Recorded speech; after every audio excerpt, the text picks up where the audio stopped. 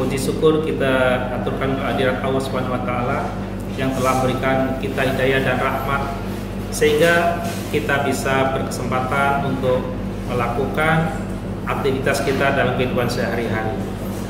Perkenalkan, nama saya Muhammad Farul Rozi. Saya berasal dari Universitas Muhammadiyah Lampung, Fakultas Agama Islam, Program Studi Perbankan Syariah. Saya mengabdi di Universitas Muhammadiyah Lampung sejak tahun 2016 sebagai dosen tetap hingga saat ini. Pada semester ini, mata kuliah yang saya ampu salah satunya adalah Metodologi Penelitian Ekonomi Islam dengan bobot 3 SKS, di mana mata kuliah ini merupakan mata kuliah yang wajib harus diikuti oleh mahasiswa karena untuk membekali mahasiswa dalam penulisan karya ilmiah. Untuk saat ini, di Universitas Muhammadiyah Lampung, Prodi Perbankan Syariah, mahasiswa wajib untuk membuat karya tulis dalam bentuk skripsi. Untuk pertemuan pertama, biasanya kami mengisi terkait dengan RPS, kemudian kontrak belajar, dan kemudian juga hal-hal yang apa saja yang perlu dipersiapkan oleh mahasiswa dalam mengikuti perkuliahan ini. Dalam mata kuliah ini, metodologi penelitian ekonomi Islam, capaian pembelajaran mata kuliah yang diikuti adalah bahwa mahasiswa setelah mengikuti mata kuliah ini diharapkan mampu untuk menyusun proposal penelitian dan kemudian dilanjutkan dengan melakukan penelitian serta penulisan skripsinya.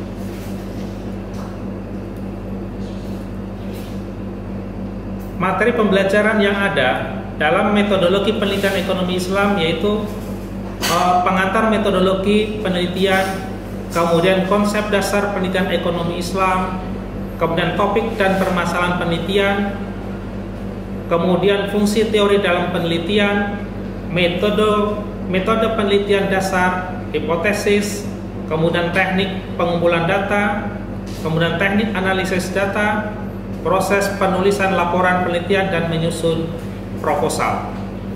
Di mana akhir pembelajaran ini mahasiswa wajib untuk menyusun proposal penelitian, sehingga pada semester berikutnya tidak ada kesulitan lagi untuk menghadapi seminar proposal penelitian. Sistem pembelajaran dilakukan melalui metode hibrid, yaitu secara daring dan luring disesuaikan dengan kondisi yang ada. Metode pembelajaran dan media pembelajaran disesuaikan dengan materi. Saat ini saya banyak menggunakan PowerPoint dan diterapkan melalui metode blended learning. Selain memakai PowerPoint, saya juga memberikan media tambahan seperti video yang ada di YouTube yang masih berhubungan dengan materi pembelajaran. Kemudian juga dalam kondisi daring bisa menggunakan aplikasi Zoom atau Google Meet untuk perkuliahan online, sehingga tidak ada halangan bagi mahasiswa juga untuk melakukan perkuliahan. Kemudian juga untuk memudahkan mahasiswa dalam mengerjakan tugas dan mencari referensi, mahasiswa dibekali juga dengan penguasaan aplikasi Open Knowledge, kemudian Publish or Perish, dan Fosfever, serta aplikasi pengolahan data statistik. Sehingga dengan demikian hasil tugas sebagai menjadi bahan evaluasi dari hasil perkuliahan yang dapat dilaksanakan. Penilaian dalam perkuliahan ini yaitu meliputi tentang kuis, kemudian tugas, dan kemudian UTS dan UAS. Dengan demikian juga mahasiswa diharapkan selalu untuk mengikuti perkuliahan sesuai dengan RPS yang sudah dibagikan. Dengan demikian, semangat mahasiswa dalam mengikuti perkuliahan itu selalu tumbuh sehingga dapat meningkatkan pemahaman yang baik, sehingga dapat menyelesaikan materi-materi yang ada dalam perkuliahan metodologi penelitian ekonomi Islam, sehingga dapat membuat proposal penelitian. Demikian perkenalan dari saya. Saya Ri. Wassalamualaikum warahmatullahi wabarakatuh. Assalamualaikum warahmatullahi wabarakatuh. Waalaikumsalam warahmatullahi wabarakatuh. Kita ketemu lagi dalam mata kuliah metodologi Islam. Setelah minggu yang lalu kita bahas tentang apa yang dimaksud dengan metodologi penelitian, kemudian hal apa saja yang berpengaruh dalam metodologi, dan juga perbedaan antara kualitatif dan kuantitatif. Kemudian kita akan bahas pada kesempatan ini tentang topik dan permasalahan dalam penelitian. Ya. Sehat semua ini? Ya, mudah-mudahan bisa mengikuti perkuliahan ini dengan baik ya. Amin. Nah, sekarang kita akan bicara tentang topik dan permasalahan. Nah, apa saja akan kita capai dalam pembelajaran ini? Sesuai dengan materi metodologi penelitian, setelah menempuh perkuliahan dalam metodologi penelitian, maka diharapkan bisa menyusun proposal penelitian. Nah, kemudian pada pembahasan pada kesempatan ini kita akan bahas bagaimana cara memahami dan menjelaskan tentang topik dan permasalahan dalam penelitian, ya. Karena pada dasarnya penelitian itu ada karena ada masalah, ya.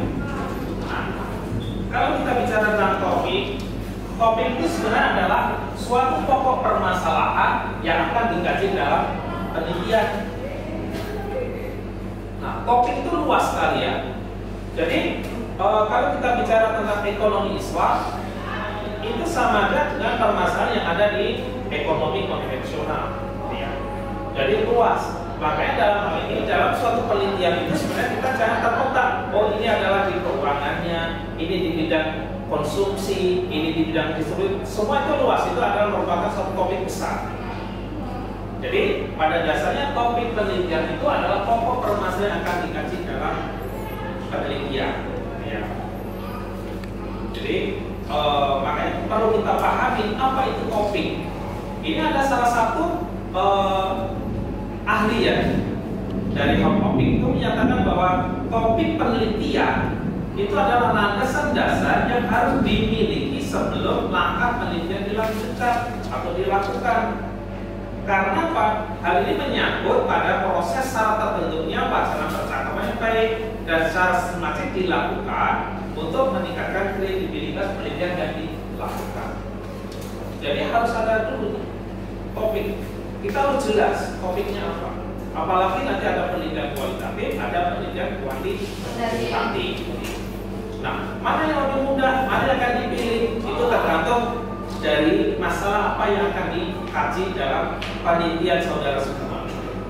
Pilihannya mana? Kualitatif atau kuantitatif? Kalau kualitatif ada syaratnya, kuantitatif ada syaratnya juga. Semua ada prasyarat metodologi penelitian apa yang akan digunakan, ya. Nah, ini juga topik dalam penelitian adalah tema sentral yang akan dibahas dalam penelitian tersebut, ya. Topik didapat dari mana sumbernya? Dari banyak kejadian-kejadian yang ada di seputar kita. Sumber bacaan, pengamatan, atau hasil penelitian dari orang lain, ya. Nah, harus dilihat adalah judul sama topik itu adalah berbeda, hal yang berbeda, ya. Jadi ingat, judul sama topik itu hal yang berbeda. Karena apa? Judul itu sebenarnya merupakan turunan dari topik yang sudah ditentukan. Jadi kalau kita mau penelitian ya harus topiknya apa, nanti baru muncul masalahnya apa, ya. Nah, sekarang unsur yang menentukan topik penelitian. Tentunya kalau kita mau melakukan suatu penelitian, ya, penelitian itu harus bermanfaat bagi masyarakat, bukan untuk diri kita, tapi kita harus bisa memberikan solusi terhadap permasalahan yang ada di masyarakat, ya. Jadi bermanfaat bagi masyarakat. Kalau nanti itu bukan untuk masyarakat sasaran, itu ada penelitian tersendiri, eksperimen di lab, itu untuk peneliti yang ini. Tapi kalau masyarakat, karena kita berada di tengah-tengah masyarakat, kita harus melakukan penelitian yang bermanfaat bagi masyarakat. Makanya dalam hal ini kalau kita bicara topik itu adalah kerangka besarnya, ya, kerangka besarnya. Oke, lanjut. Nah, dalam pemilihan topik ini, aspek-aspek yang perlu diperhatikan, ya. Nah, pertama adalah topik sebaiknya dalam jangkauan kita, yaitu keilmuan kita, pengetahuan kita, dan juga sumber daya yang kita punya harus tercakup, dapat dibayangkan dan dilaksanakan. Kalau kita tahu istilahnya menghayal punya misi itu bisa dilakukan, gitu ya. Mau ke bulan, zaman dulu kan berhayal, gimana caranya ke bulan, contoh kayak gitu kan. Ternyata sekarang bukan hal yang sulit lagi, ternyata bisa direalisasikan. Kemudian berikutnya tersedia data. Kalau kita mau penelitian penambang, berarti apa? Kita mencari data di Bank Indonesia, OJK, itu kan? Itu adalah penyedia data. Mereka sebagai pengawas bank dan lembaga keuangan. Berarti kita berada di situ kalau mau mencari data, ya, data sekunder, ya. Kemudian yang perlu diperhatikan, menarik untuk diteliti, kemudian cukup penting. Mungkin hal-hal yang kelihatannya sepele tapi penting. Contoh apa? Kebersihan, ya. Itu kelihatan sepele tapi itu sangat penting. Bagi di mana? Di rumah sakit, saya contoh seperti itu. Di kampus, bahkan di mall saja kebersihan sangat dipentingkan, kan? Iya, Pak. Nah, makanya itu bersih kan. Bisa untuk lesehan aja nggak kotor pada kita kan, baju kita kan. Betul nggak? Makanya itu. Kemudian dapat diselidiki. Kemudian peneliti memiliki kemampuan dan ketertarikan mengenai topik yang diangkat, ya. Nah, sekarang masalah. Nah, sebelumnya ini.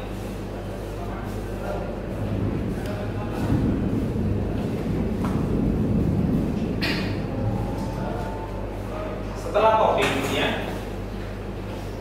Setelah topik, berarti ini akan muncul masalah. Nah, masalah itu sebenarnya itu dalam bentuk pertanyaan yang perlu dijawab, ya, harus dijawab. Yang harus dijawab, ada masalah, ada topik, ada masalah, ya. Nah, sekarang masalah itu apa sih? Masalah itu apa kan? Masalah penelitian atau masalah itu, ya? Baik, Pak, izin dijawab. Ya. Jadi menurut saya masalah adalah sebuah persoalan atau kesenjangan yang mana nantinya masalah ini akan menjawab kita sebagai peneliti untuk menentukan judul yang akan kita buat nanti, Pak. Ya. Jadi masalah itu prinsipnya adalah kenyataan, gitu ya. Kenyataan. Ini ada harapan kan? Prinsipnya itu kenyataan dan harapan. Misal kita menginginkan satu yang ideal, ternyata hasilnya kurang, ya. Itu berarti ada masalah. Nah, kesenjangan itu berarti kesenjangan dari kenyataan dan harapan itu adalah namanya gap, ya, gap. Nah, gap itulah yang perlu kita cari untuk kita teliti. Agar apa? Masalah dan kenyataan itu mendekat, gitu kan? Mendekat. Ya, jadi itu masalah perlu dalam penelitian. Jadi jangan sampai kita tahu masalahnya apa. Jadi walaupun kita perlu masalah kan, masalah kehidupan, masalah penelitian. Apalagi nanti kalian dipaksa ini harus penelitian. Skripsi berarti harus cari masalah. Iya, Pak. Cari masalah, bagaimana caranya, gitu kan? Itu yang perlu diperhatikan.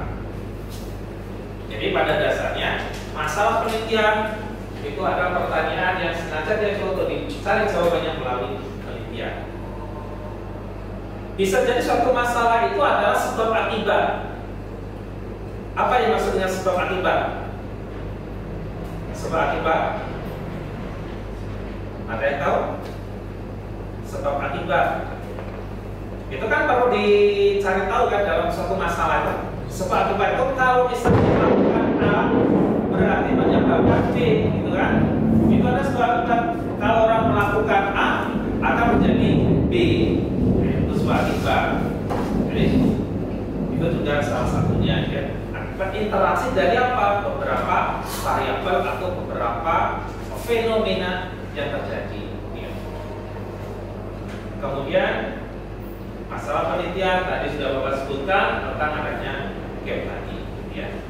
Apalagi nanti kalian juga harus tahu nih, mau mencari, sekarang bingung nih, mau mencari masalah. Nah, gapnya itu apa kan? Gitu kan? Itu yang dicari melalui apa? Referensi yang ada. Ya, sampai di sini ada ditanya? Ya. Terkait dengan masalah tadi ya Pak. Masalah apa yang sering muncul dalam lembaga keuangan? Lebih spesifiknya ke perbankan syariah. Ya. Jadi kalau kita bicara tentang masalah di lembaga keuangan ya, lembaga keuangan syariah. Kira-kira banyak nggak ini masalahnya? Banyak kan? Ada seringkali ada bank yang dibawa, pernah dengar? Pembobolan bank. Oleh siapa?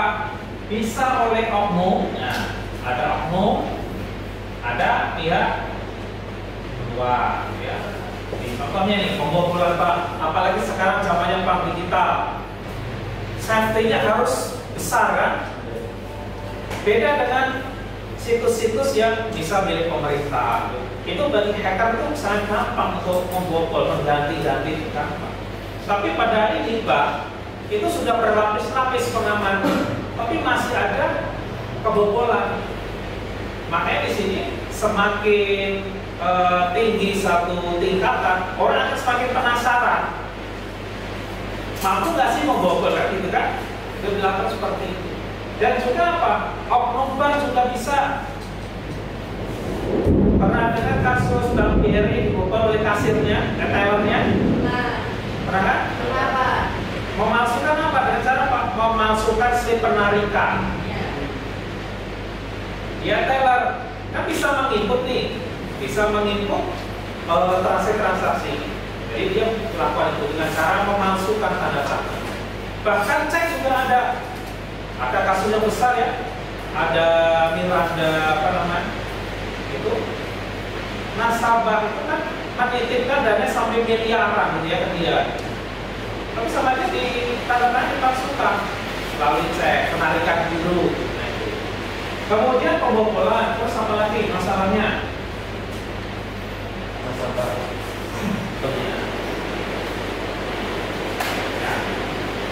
makanya sekarang itu kalau kita mau cari masalah berarti kita itu menjulitin suatu penelitian orang, ya. Kita ini gitu, orang punya penelitian nih, sudah ada laporannya, kita lihat baca lagi, kok hasilnya seperti ini, gitu ya. Hasilnya kok A, seharusnya ini enggak loh, gitu ya. Harusnya B. Contoh, kenaikan BBM, kok malah deflasi, terjadi deflasi, bukan inflasi. Ada apa yang di situ kan? Kalau inflasi itu kenaikan harga barang, inflasi berarti turun kan? Nah, padahal ada kenaikan harga BBM, berarti pengaruh terhadap transportasi. Kok di daerah itu sembakonya malah turun harganya? Nah itu kenapa? Kan? Nah itu adalah salah satu masalah. Secara teori harusnya naik, jadi kok turun kan berarti tidak sesuai antara teori dan kenyataan. Itu jadi masalah, kan? Sebenarnya juga ada, kita itu bisa melihat kalau kita aplikasi, ada bisa juga di aplikasi ini.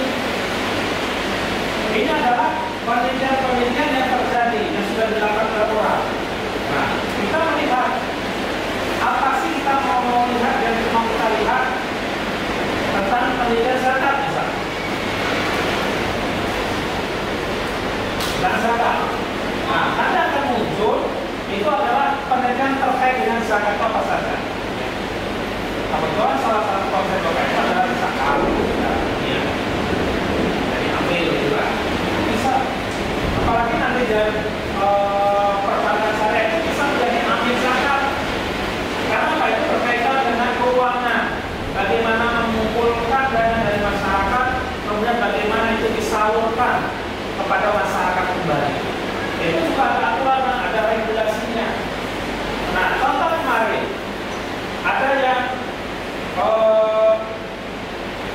yang bermasalah kan?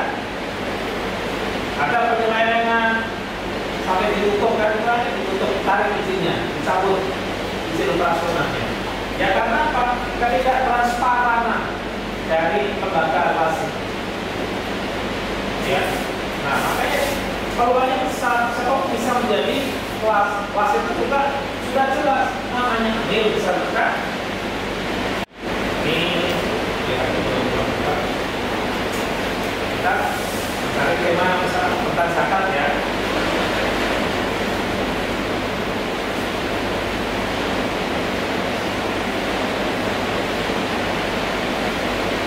Sekarang itu juga banyak lembaga-lembaga keuangan memiliki kelas, gitu kan? Memiliki jadi UPZ, unit pelayanan zakat. Nah, ini contohnya nih. Ini adalah penelitian tentang zakat. Banyak kan? Banyak Pak. Banyak ini.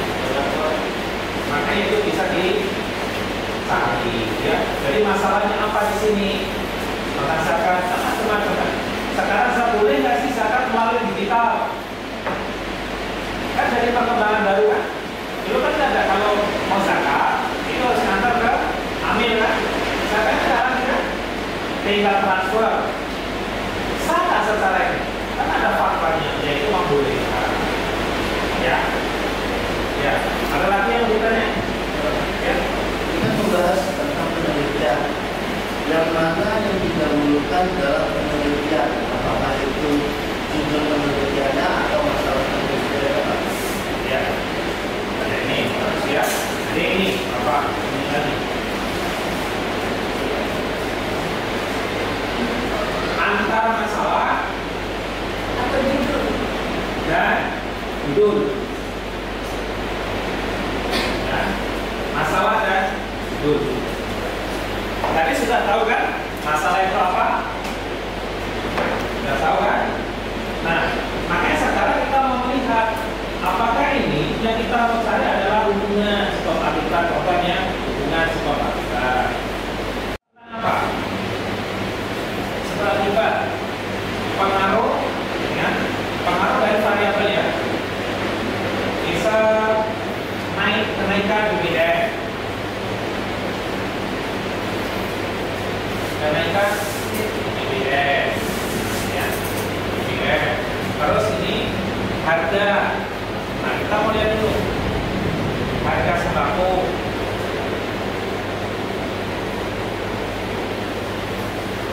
Harga barang-barang lain ya, non sembako.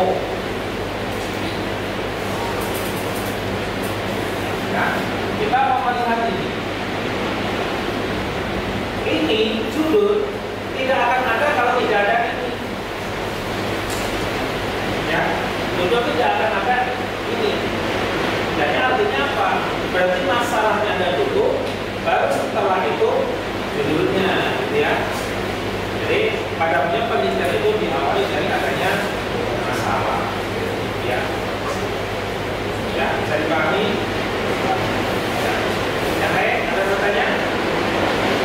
Ya. Ini kan Bapak dibahas tentang kopi itu.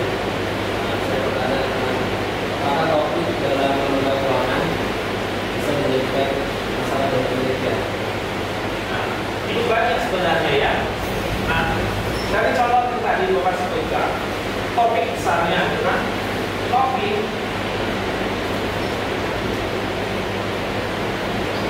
ya. Kemudian akan muncul adanya masalah. Nah, topiknya apa dulu? Yang besarnya apa dulu? Baru di situ kita kupas, kita amati. Adakah masalah-masalah yang terjadi? Contoh tadi bank. Berarti ternyata masalah kan pembobolan, kredit macet, juga biasa konsumen, apa nasabah itu kalau menurut itu masalah biaya administrasi naik terus kan? Kan itu tidak pernah ada kompromi itu. Kalau naikkan biaya administrasi itu kan apakah ngomong? Enggak kan? Tiba-tiba oh pokoknya 17.000. Enggak pernah ngomong, cuma ngomong aja itu agak menjadi kewenangan bank. Tapi bagi nasabah kan sedikit-sedikit tapi jumlahnya sekian juta, banyak juga itu kan untuk menopang operasional bank. Jadi pada dasarnya kalau ada COVID, ada masalah yang bisa dicermati. Ya. Jangan sampai kekurangan kehabisan ide, ya. Masalah itu banyak. Masalah itu banyak. Jadi di sekitar kita, penelitian yang lalu dan seterusnya. Ya. Jadi ini salah satunya kalau kita mau mencari kebingungan, kita tuh mencari masalah, ya, itu kita bisa gunakan salah satu aplikasi ini. Makanya Open Knowledge App, ya. Di situ ada ribuan, gitu ya, bahkan puluhan ribu data penelitian yang ada yang sudah dilakukan. Jadi memudahkan. Kita mau mencermati apa, mau mencari masalah apa. Ini tentang misal contoh nih, tentang pengelolaan zakat. Nah, kita lihat. Nah, pengelolaan zakat ternyata sudah pernah kita judulnya penelitian pengelolaan zakat dan praktek zakat entitas pada bab umum. Nah, itu kan ada kan? Jadi kita melihat entitas perusahaan, ya, perusahaan entitas. Kemudian model kebijakan pengelolaan zakat secara partisipatif. Kemudian pengelolaan zakat bagi pengurus masjid, nah, itu kan bagi pengelolaan di masjid. Itu kalau sekarang kan semua unit pengelola zakat itu harus berizin. Khawatirnya itu tidak disalurkan kepada masyarakat dengan cara yang dan juga ini kenapa tulas itu muncul, ya? Karena menjembatani masyarakat yang tidak bisa melihat secara utuh masyarakat mana sih mau dibantu, ya? Karena kalau dia langsung memberikan zakat, itu bisa jadi satu orang si A mendapatkan 10 orang yang bisa kepada dia. Satu sisi yang orang miskin yang pernah kelihatan tidak mendapatkan sama sekali, padahal itu yang wajib dibantu juga, ya. Jadi seperti itu. Jadi sebenarnya banyak, ya, banyak yang bisa dilihat cara ini, kita mencari masalah. Balik ke masalah penelitian.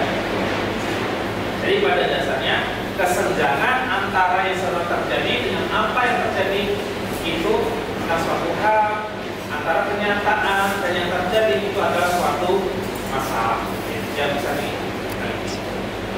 Ya, jadi nanti tugasnya kalian minggu depan mengumpulkan masalah yang ada, ya, diminati. Karena apa? Mau meneliti itu kan harus yang suka, kan? Makanya nanti mengumpulkan masalahnya apa, gitu kan? Nanti kita akan breakdown agar nanti bisa kita ambil menjadi judul, gitu kan? Judul satu proposal, ya. Karena di akhir mata kuliah ini sudah harus memiliki proposal penelitian. Di semester selanjutnya seminar kemudian penelitian, jadi tidak menunda-nunda, ya. Jadi terima kasih untuk sudah mengikuti perkuliahan ini. Mudah-mudahan ada manfaatnya dan kita akan ketemu sampai minggu depan dengan masalah masing-masing. Ya. Bapak Ari, pertemuan kali ini. Wassalamualaikum warahmatullahi wabarakatuh.